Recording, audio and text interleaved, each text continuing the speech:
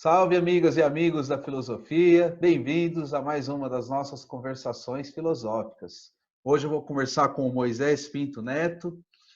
Vou até perguntar a cidade, acabei esquecendo de fazer a pergunta antes, da cidade que você está falando, Porto Alegre. de Porto Alegre, né?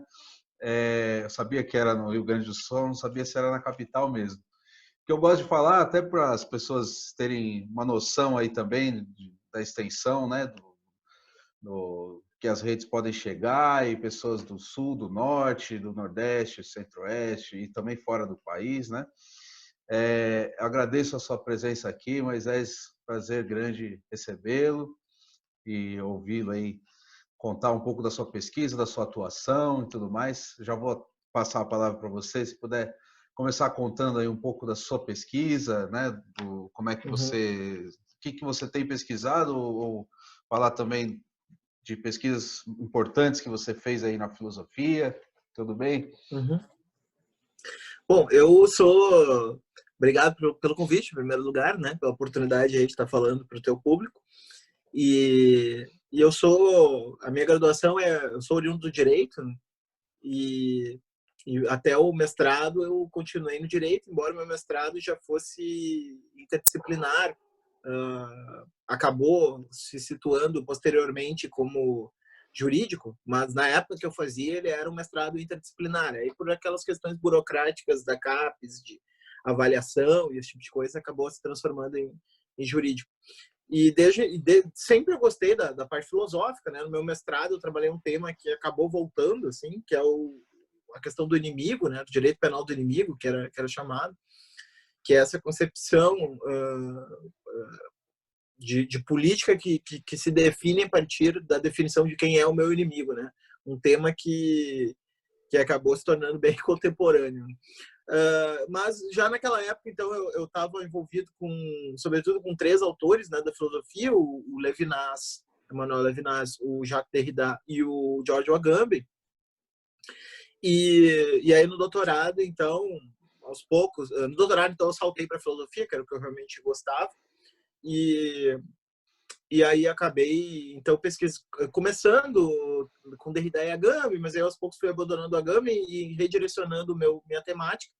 E aí, então, fiz o doutorado em cima de Derrida, assim, um pouco naquela linha muito comum no Brasil de trabalhar a filosofia continental a partir de um autor, né? Então, na verdade, eu fui a fundo naquele autor, tentei fazer uma leitura própria do pensamento de Derrida, uma leitura um tanto quanto diferente da habitual, que aproxima o Derrida do materialismo, né, da tradição materialista na filosofia. Normalmente Derrida é mais associado à noção de linguagem, né, ou a própria ideia das capacidades que a desconstrução oferece em relação a questões aí que permeiam a sociedade, as hierarquias sociais, etc. E tal, né? Normalmente o Derrida fica meio nesses dois campos, né, ou linguagem, texto, ou questão cultural, né? Tanto que a recepção dele foi muito mais forte na teoria literária e nos estudos culturais que na filosofia.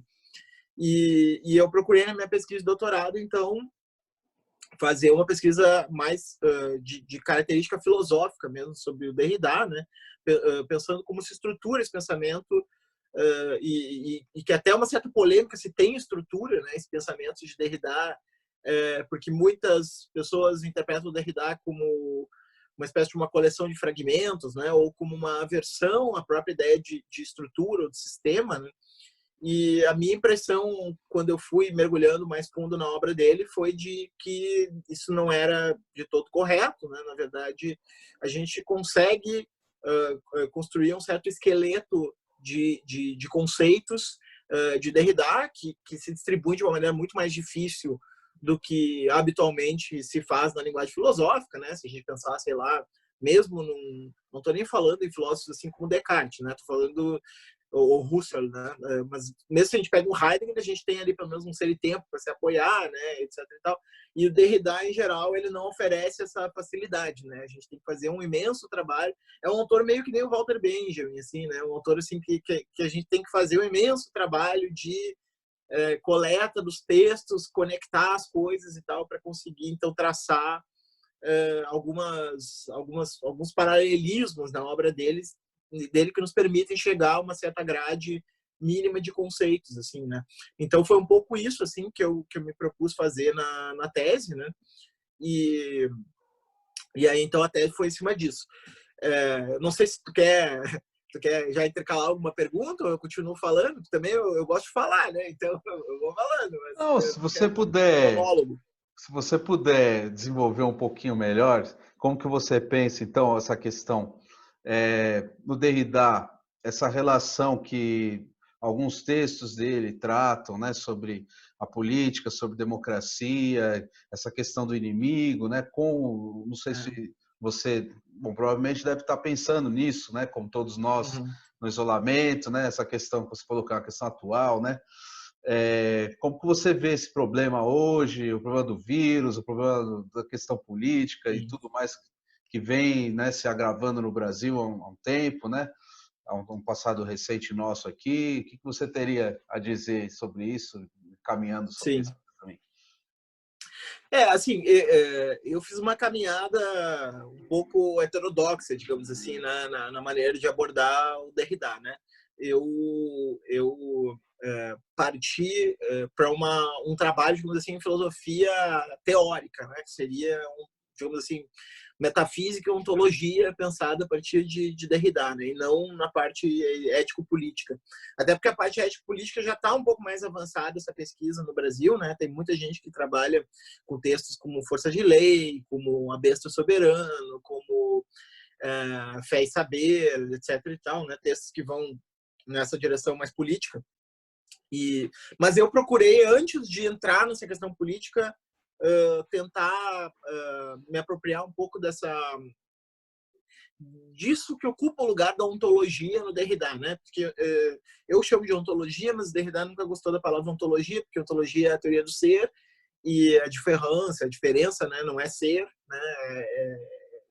É algo que transborda o ser, né? É algo que não se deixa conter no ser. Mas, enfim, eu chamo de ontologia por uma questão, digamos assim, indexical, né? A gente precisa, de alguma maneira, dar uma referência para quem está observando sobre o que a gente está falando, né? É nessa direção. E um pouco dessa... Parece meio louco isso que eu estou falando, mas eu vou explicar por que eu tô falando isso. E um pouco desse interesse se deve ao fato de que, ao mesmo tempo que eu estava fazendo a tese, estava explodindo no mundo esse movimento que a gente chama de virada especulativa ou virada ontológica, né? Que foi assim muito comentado, sobretudo a partir de um evento em Londres que aconteceu na Goldsmiths College e tal, onde se encontraram assim 4 nomes assim famosos desse movimento: o Ian Hamilton Grant, o Kwantame Asu, o Graham Harman e o Ray Bercier, né, fizeram uma mesa lá em que eles propuseram essa ideia do realismo especulativo e de um certo retorno da filosofia para ser pensada como ontologia e tal, né? E esse movimento colou num movimento paralelo na antropologia, que é a chamada virada ontológica, né? Capitaneada por autores como Viveiros de Castro, Decolar, a Tânia Stolze Lima, etc., né?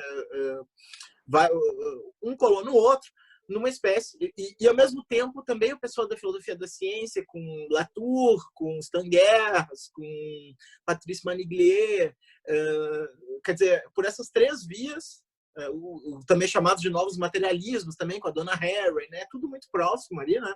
Então, todas essas correntes filosóficas confluíram naquela época para uma certa direção na qual havia um retorno das coisas mesmas em relação àquele modelo filosófico que se deixava conter na linguagem apenas, né?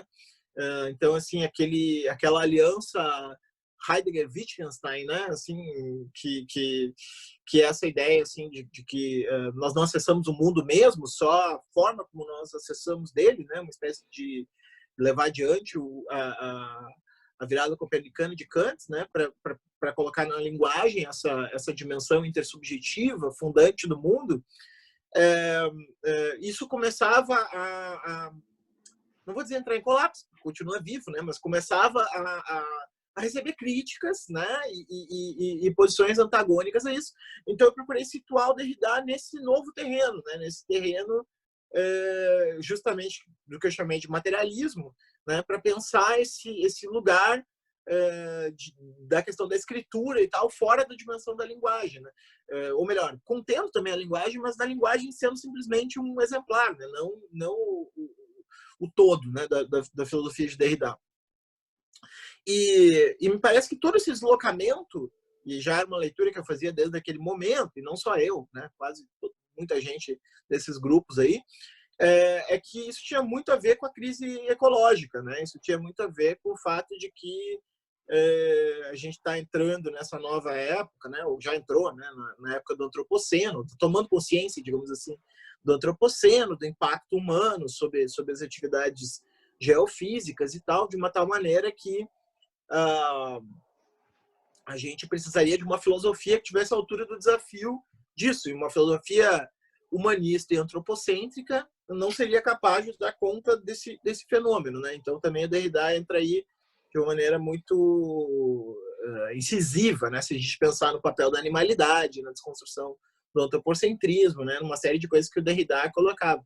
Então a minha aproximação política de Derrida tem mais a ver com essa tem menos a ver, digamos assim, com as obras políticas, que agora eu estou voltando a elas e estou achando elas também bastante interessantes, mas tem menos a ver com as obras políticas estrito senso, políticas da inimizade, força de lei, né, que eu já mencionei, e mais de pensar do potencial que o pensamento de Derrida oferece para a gente reequacionar esses problemas políticos todos à luz do que Stanger chama de uma cosmopolítica, né, ou das políticas da natureza. Quer dizer, essa política em que a gente tem múltiplas agências e essas agências não são estritamente apenas humanas, né? A gente não tem mais essa política girando em torno dos seres humanos, né? A gente tem uma política em que múltiplas agências entram. Então, é aí que eu situaria, digamos assim, esse problema do Covid, né? Do Covid-19, né? Muito claramente a gente está vivendo a entrada de um agente não humano que mostra como não vai ser simples dar conta, né, desse problema no século XXI. Certo. Bom, se você quiser desenvolver um pouco mais essa questão, então você situou bem a sua perspectiva, né, de leitura e essa intrusão, né, desse não humano na nossa humanidade, né? E aí, se você quiser tentar esse exercício de especificar um pouco mais como que você vê esse problema nosso agora? Esse conceito que tu mencionaste agora da intrusão é um conceito bem importante para mim, né? Que se relaciona com uma filósofa que eu acabei entrando em contato, foi minha co-orientadora de doutorado, que é a Catherine Malabou, que trabalha com a ideia de que a filosofia continental, por boas razões, se afastou muito da biologia na segunda metade do século XX, por boas razões óbvias, né? Eugenia, a apropriação que o nazismo fez na questão racial, todas essas questões, e se tornou muito culturalista, né? No sentido justamente disso que eu estava falando, dessa dimensão linguageira, intersubjetiva, né? Ter tomado a frente. E daí, a partir desse modelo de que o mundo é construído pela linguagem, claro, não estou falando de uma vulgata relativista, né? Eu entendo todas as sofisticações que a fenomenologia né, e as ciências sociais oferecem em relação a isso, mas essa imagem de que o mundo é construído pela linguagem, a partir do simbólico, faz com que se tenha perdido muita referência do mundo material.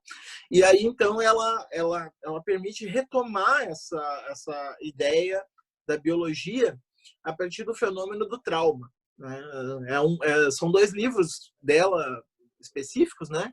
Que são os Novos Feridos, que não está traduzido em português, infelizmente, e o Ontologia do Acidente, que está traduzido em português pela editora Cultura e Barbárie, em que ela, fazendo uma crítica dessas perspectivas filosóficas que se restringe ao simbólico, né, que é como ela chama o cultural, poderia, enfim, ter múltiplos nomes, né, desconsideram a importância, por exemplo, das neurociências para pensar a subjetividade contemporânea, né? Então, ela parte de alguns casos, como o estresse pós-traumático, Alzheimer, etc., para pensar choques neurológicos, como eles produzem essa intrusão, né? Daí o conceito de intrusão, essa intrusão que desarticula o sistema, né? A partir do qual esse outro se intromete, né? De uma forma que o próprio simbólico não consegue dar conta de reequacionar, né? Então, um pouco esse livro, por exemplo, Os Novos Períodos, é um livro também sobre os limites da psicanálise, pelo menos da psicanálise tal como está colocada até agora. Ela até fala de uma possível neuropsicanálise também, mas dos limites da psicanálise, porque a psicanálise ainda estaria no nível da linguagem. E esses fenômenos estariam no nível do material, que ela chama, né? Que é quando algo interfere no nível biológico de uma tal maneira que um pequeno desequilíbrio é capaz de desestabilizar um sistema como um todo, né? E seria o caso desses choques traumáticos neurológicos, né? Como aqueles casos que o Antônio Damasio, por exemplo, investiga de lesões cerebrais, né? Que não se explicariam pelo nível simbólico, né? Esse novo eu que emerge das pessoas depois desses choques, né? Esse eu um tanto quanto desafetado, né? Meio zumbi, incapaz de se relacionar, incapaz de se afetar pelo mundo externo, como aquele caso do Phineas Gage que o Antônio Damasio cita, né? Ele passaria por uma metamorfose que seria uma metamorfose nesse nível material e não mais uma metamorfose no nível simbólico, né? Então, o tratamento da palavra, a ideia de reconstituir o que sobra, né? Não funciona. E aí, então, é um pouco assim, pelo menos, que eu tenho pensado a entrada do Covid, né? Como um elemento não humano que entra nesse nível material, quer dizer, até escrevi um artiguinho sobre isso, né? Bem, um artiguinho pequenininho, assim, foi publicado num blog chamado Entendendo Bolsonaro, do UOL, no qual eu falo a intrusão do material no mundo das nuvens, né? Porque a gente fica muito nesse plano das nuvens, né? A cultura contemporânea é essa cultura etérea, assim, que a gente está sempre flutuando nesse virtual, como agora, né? Nossa conversa que está sendo gravada numa nuvem, né? Para ir para outra nuvem, né? Vai da nuvem do Zoom para a nuvem do YouTube, né? Mas vai ficar circulando entre nuvens. E é como se o sujeito contemporâneo ele ficasse permanentemente flanando nessas nuvens, né? Permanentemente navegando nessas nuvens, sem uma perspectiva de materialidade forte, né? Daí, então, a emergência desses discursos, inclusive, violentos, que falam coisas que parecem impossíveis da gente imaginar que pudessem ser faladas novamente, porque parece que a palavra se nivela num patamar onde nada mais tem peso, né? Tudo se equivale, já que está tudo nesse plano etéreo, né? Nesse plano da nuvem. E o vírus, de certa maneira, nos acorda para um mundo, né? Um mundo material que fica quase que recalcado por esse arranjo, né? No sentido de que ele afeta os nossos corpos independentemente do que a gente faz na nuvem, né? Por mais que o nosso presidente faça inúmeras palhaçadas lá, falando os maiores absurdos sobre o que está acontecendo, a equipe dele ao redor está sendo contaminada por vírus e pode morrer, entendeu? Quer dizer, eu posso produzir a maior cena, a cena que eu quiser no Twitter lá sobre isso, eu posso ter milhões de curtidas, mas isso não vai mudar o fato de que quem está ao meu redor se contaminou pode me contaminar, porque o vírus está em outro plano, né, nesse plano de materialidade.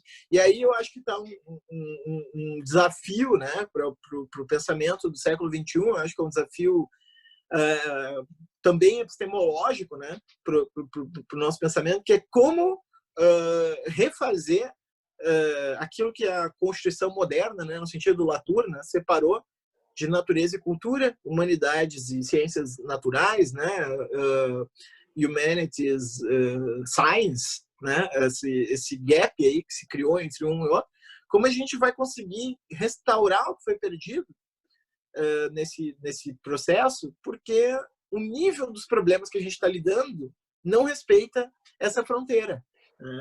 Quer dizer, o Covid, quando a gente fala saúde ou economia, na verdade a gente está criando uma espécie de uma polarização entre humanidades, que seria a economia, né?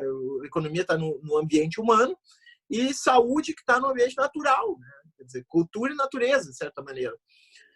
Mas as coisas estão enoveladas.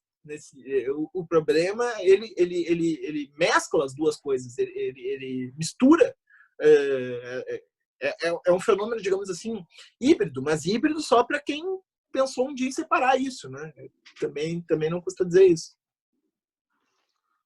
E Moisés, como que você tem pensado para continuar falando desse contexto de pandemia, né? Nós que somos professores, trabalhamos com filosofia e nos acostumamos com a aula presencial, com a presença física do espaço da sala de aula, com a biblioteca, né? Agora a gente está numa transição também de gerações, né? Em que tudo eram os livros, a biblioteca, agora PDFs e Kindles e textos virtuais e blogs e coisa e tal, e o ensino à distância, e de repente a pandemia nos coloca numa situação que nós somos obrigados a nos defrontar com isso, né, e criar outras alternativas. E ao mesmo tempo a gente está vendo que, sobretudo num país como o nosso tão desigual, é impossível transformar todo o ensino, né, tradicional com o ensino à distância. Isso vai trazer novos problemas, uma desigualdade talvez ainda maior em outros níveis, vai atualizar essa desigualdade de outras formas. Como que você vê isso? É complexo, e eu não me sinto assim uma pessoa totalmente capaz de responder uma série de problemas que tu colocou, né? Sobretudo essa questão relacionada com desigualdade, acesso à internet e tal, eu não tenho background de dados para poder avaliar. Agora, não há dúvida que a gente está vivendo uma experiência ambivalente aí, né, em relação a tudo isso. Essa experiência já é uma experiência que estava em andamento e agora ela precipitou, né? É como se o Covid tivesse desempenhado também um papel de catalisador, né? Se a gente pensar, por exemplo, em termos econômicos, as plataformas digitais já eram as chefes da economia há algum tempo, desde 2008, né? O capitalismo, depois do choque lá de 2008, se reorganizou em torno dessas plataformas. Então, Amazon, Uber, Apple, etc. e tal, já ocupavam a linha de frente desse mercado, né? Mas, paralelamente, as nossas subjetividades estavam cada vez mais conectadas com essas plataformas, né? Primeiro, com o primeiro grande passo que foi a passagem do computador para o smartphone, né? Em que de repente a plataforma se tornou portátil, né? Ela deixou de ser algo que a gente faz de uma maneira intermitente e passou a ser algo que a gente faz de uma maneira contínua, né? E aí então a gente tem um efeito na subjetividade que é essa sensação, né? Que o Jonathan Crowley, naquele livro super conhecido já, todo mundo já ouviu falar do 24/7, Capitalismo e os Fins do Sono, fala, né? Que é essa sensação de uma espécie de um clarão permanente que a gente está todo tempo conectado e vai gerar então também essa sensação de exaustão, até burnout, né? Em certas circunstâncias, do sujeito que está quase que intoxicado por essa tecnologia, né? Então a gente tem uma ambivalência aí que é, por um lado, bom, e aí o Covid precipitou tudo isso, radicalizou, né? Se a gente estava 24/7 conectado porque queria, bom, agora a gente está 24/7 conectado porque é a única maneira de se comunicar com as outras pessoas, né? Pelo menos para quem está fazendo o certo, que é o certo para quem pode, né? Que é ficar em casa, que não está envolvido com serviços essenciais e tal. Mas, assim, qual é a ambivalência dessa experiência? A ambivalência é que, bom, por um lado, a gente tem vários elementos positivos nessa experiência, né? Nossa própria conversa agora aqui já é um pouco efeito disso, quer dizer, talvez em outros contextos a gente tivesse hesitado um pouco mais em fazer essa ligação, achado que não dava para transmitir o vídeo, né? Teria que esperar ter o contato presencial, etc. E tal. E ó, a gente está encurtando a distância, possibilitando que canais muito distantes se comuniquem, né? E aí também tomando consciência, né, como estava me dizendo, da variedade, diversidade e qualidade do pensamento filosófico no Brasil inteiro a partir disso, entre outros, né, pensamento filosófico de todas as áreas. Por outro lado, então isso é um fenômeno positivo. Outro fenômeno positivo é o efeito que se produz sobre o meio ambiente, né, em relação a essas atividades produtivas, que na verdade não funcionam só para suprir a demanda, funcionam também para produzir lucro, né? Uma série de coisas que acabam fazendo com que haja essa superprodução constante, né? Exemplo disso, obsolescência programada, por exemplo, né? Como um fenômeno que está diretamente ligado a essa produção do que não precisa ser produzido, mas que funciona para que as pessoas continuem tendo empregos, para que outras consumam, para que elas tenham lucro e para que a roda continue girando. Só que o mundo lá fora, entre aspas, porque não está lá fora, né? É só uma imagem moderna isso, né? O mundo material, ele continua existindo e ele não dá conta de tudo isso. Então, se a gente pensar, por exemplo, em termos de voos para reuniões que foram feitas por Zoom, né, o quanto de economia em relação ao meio ambiente que se fez disso é bem positivo. Por outro lado, a experiência do virtual não é igual ao presencial, né? Eu estava lendo um livro sobre isso, que é o Ecologia da Atenção, né, do Yves Citon, e ele fala assim alguns aspectos da aula presencial que a gente não consegue reproduzir no virtual, né? Uma delas, e eu acho que isso vale para o virtual como um todo, né, é o fato de que a gente não consegue entrar em contato com a gestualidade do outro quando está nessa comunicação virtual, né? A gente perde muito da gestualidade. Inclusive, ele especula que uma das coisas que o emoji, né, serve, o alfabeto emoji serve, para a gente conseguir dar um pouco de gestualidade para o que a gente está falando, para diminuir um pouco a equivocidade da escrita, né? Porque, por exemplo, eu uso o Twitter, né? É muito comum que pessoas interpretem um tweet meu, às vezes uma resposta com agressiva, alguma coisa assim, mas é que, na verdade, eu tô com preguiça de escrever uma coisa assim, tu me desculpa e tal. Não, eu só respondo e a pessoa acha que eu tô irritado, alguma coisa assim, e na verdade não é. Simplesmente ela não pôde olhar a minha reação. Se eu estivesse falando com ela, certamente não aconteceria isso. E, bom, né, a quantidade de coisas que as pessoas dizem umas para as outras nas redes, que elas não teriam coragem de falar olhando no rosto do outro, né, é imensa, né? A gente vê toda a cultura dos haters, dos trolls e tal, funcionando a partir disso, seja de onde eles vierem. E eu acho que isso tudo, essa comunicação gestual, ela tem um papel importante, né? Ela afina a nossa sensibilidade. E isso eu acho que a gente perde bastante quando a gente perde as aulas presenciais, né? Então, eu acho que o EAD ele tem esse aspecto assim, ambivalente, de, por um lado, ele possibilitar coisas que eram muito difíceis para o presencial, mas, por outro lado, ele também perde muitas coisas que o presencial dava. Uhum. Moisés, para não abusar muito de você, fazer mais uma última pergunta.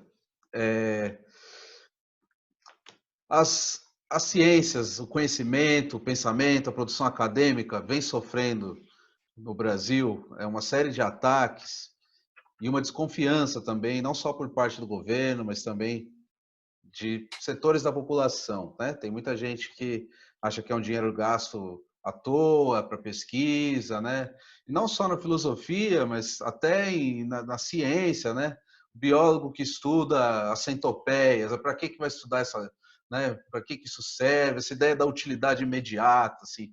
O que você teria a dizer, assim, em defesa do pensamento abstrato, da filosofia, para essas pessoas que não têm conhecimento sequer do que é feito na academia? Sim. É difícil um pouco, né? Falar isso assim. Deixa eu pensar assim, de uma maneira mais ou menos convincente. O argumento que eu costumo usar, né, sobretudo quando eu estou dando aula na graduação, onde volta e meia a gente tem assim esses alunos mais pragmáticos que querem só as coisas na prática, não querem perder muito tempo com teoria, etc. e tal, é que é um argumento bem, assim, bem conhecido, né? Me perdoem por repetir aqui algo que a maioria já deve ter ouvido, que não existe prática sem teoria, né? Quer dizer, tudo que a gente faz em termos de atividades do cotidiano, que a gente considera que as respostas estão imediatamente dadas, foi pensado por alguma pessoa antes de mim, né? Então, assim, eu tenho duas opções. Ou eu vou ficar nesse universo do curto, do pensamento curto, da prática, simplesmente reproduzindo coisas que eu já aprendi porque alguém pensou por mim, né? Ou eu vou tentar entender os processos que levaram alguém a construir aquilo que eu estou fazendo. E com isso poder, inclusive, executar aquilo que eu preciso fazer de uma outra maneira, ou quiçá criar outras maneiras de solucionar aquele problema. Porque me parece que a gente vai viver em um futuro, que é a minha pesquisa atual, né? Eu não cheguei a falar, mas minha pesquisa atual são as imagens de futuro, né? Quais são os imaginários concorrentes de futuro que existem. Então, assim, para um futuro, a gente vai ter um fenômeno que é o progressivo alastramento da tecnologia para diversas atividades que são atividades hoje executadas por seres humanos, né? Então, assim, esse pensamento repetitivo, esse pensamento instrumental, né, no sentido de eu faço isso porque é útil para mim, é um pensamento que a longo prazo não vai sobreviver, né? É um pensamento que a longo prazo ele vai ter sua conta cara.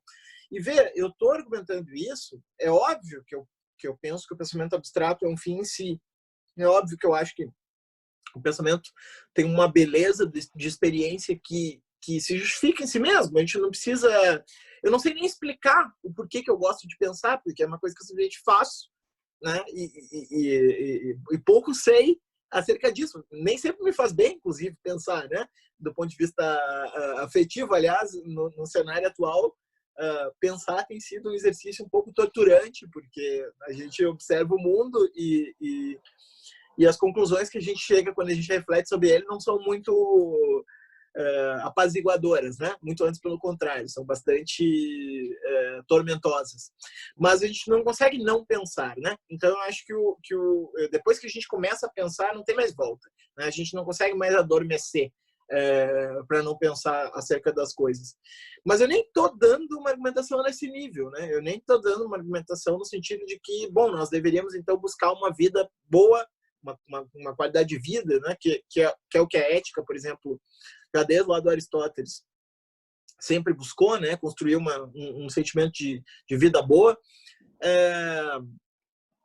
Eu nem estou argumentando nesse sentido. Estou falando para os utilitaristas, né? Eu estou falando utilitarista no sentido vulgar aqui também, né? Para esse pessoal que acha que a única coisa que vale a pena é o que me dá uma vantagem imediata. A minha explicação é: tu não vai conseguir se adaptar a longo prazo nesse mundo que está emergindo, né? Porque esse pensamento de curto prazo ele vai ser esmagado, né? Pelo alastramento da tecnologia, né? Disso que se chama, assim, por hora, e é uma nomenclatura bastante problemática, seria toda uma discussão à parte de inteligência artificial, né? Ou, se quiser, assim, um termo que eu prefiro, aprendizado das máquinas, né? Machine learning. Isso vai penetrar nos poros de muitas atividades humanas. Então, a gente vai precisar, na verdade, assim, as atividades humanas vão ficar nesse nível utilitário, vulgar, assim, elas vão ficar muito dependentes de alguém que seja capaz de pensar minimamente, como diz o pessoal do mercado, né, fora da caixa, né? Tem que ter alguém que pense fora da caixa. Bom, o que me dá um instrumental para pensar fora da caixa? É justamente essas disciplinas reflexivas, né? É esse conhecimento que é produzido sem estar diretamente direcionado a um fim imediato. É ele que vai me dar a possibilidade de transcender o que já está dado, né, em direção ao novo. Então, assim, se até o mercado, que eu acho que está longe de ser a instância ditatorial que deve determinar o que é o nosso futuro. Mas se até o mercado coloca a inovação como o elemento central para o futuro, se até o mercado pensa isso, bom, então esse cara que está preso no pensamento curto prazista, ele está ralado, né? Porque ele vai perder a oportunidade de pensar para além daquilo que é o óbvio, né? Porque o óbvio alguém pensou por ele. Beleza, Moisés, foi muito produtivo ouvir as suas ideias, aí como você mobiliza tantos assuntos diferentes na sua pesquisa, para pensar também o cotidiano, a contemporaneidade. Se você quiser dizer uma última palavra para a gente encerrar, agradecendo mais uma vez o aceite do convite, a sua presença aqui. Não, eu que agradeço, né? Sempre aí é um prazer tá colaborando para outros projetos, né? A importância de a gente continuar avançando nessa direção de cooperar, né? Eu acho que é uma coisa que a gente ainda faz pouco na academia brasileira, pelo menos na filosofia, né? Que é cooperar, né? Atuar conjuntamente, ajudar a divulgar as pesquisas dos outros, né? Fazer com que haja mesmo um ambiente de comunidade acadêmica que permita que a gente escape, digamos assim, desse circuito muitas vezes narcísico, né, dos pesquisadores e tal, muito enfurnados na sua própria pesquisa, nas suas próprias vaidades, na sua própria maestria em relação aos discípulos e tal. Então, no que a gente conseguir produzir efetivamente uma rede de cooperação, né, essa rede vai nos fortalecer e ao nos fortalecer, vai fortalecer essa potência que está em cada uma das pessoas que está nos escutando, né? Que é a potência do pensamento, né? Que é a potência de poder ir para além do que já está aí, né? Desnaturalizar o mundo, né? Perceber as virtualidades que se oferecem para a gente ultrapassar o momento que a gente está vivendo, porque me parece que a gente está muito num cenário de esgotamento, né? A gente está muito num cenário em que as coisas já estão começando a produzir as suas formas monstruosas, né? As suas formas zumbis, né? Assim, então, para a gente sair dessa zumbilândia, né? Para a gente sair da Guerra Mundial Z, né? Acho que pensar é uma das capacidades corpóreas que a gente tem que nos abre mais possibilidades, né? Então é um pouco nesse sentido o recado aí. Beleza, Moisés. E a ideia do canal é justamente essa, ser só mais uma das portas aí abertas para fortalecer os canais de escuta, né, e de circulação das ideias, para que a gente possa se ouvir mais, né, que essas ideias possam aparecer, né? Como eu falei, tem muita coisa de muita qualidade, a sua pesquisa mostra isso e tem que ser ouvido por mais gente, com certeza. Então agradeço, e vocês que assistiram a gente também aqui, agradeço da mesma forma e fiquem ligados aí nas próximas conversações filosóficas.